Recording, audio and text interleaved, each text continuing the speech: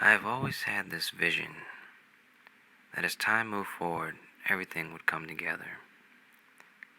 We begin as one and split into many, and we spend our entire lives trying to pull ourselves together, trying to understand why we are.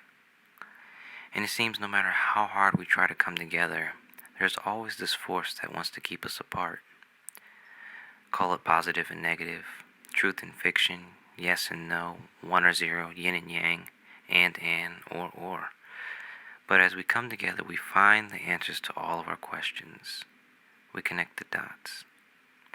And yet, as we drift apart, we drift further from the answer, further and further from what it means to be, further into darkness where there is no light and no vision.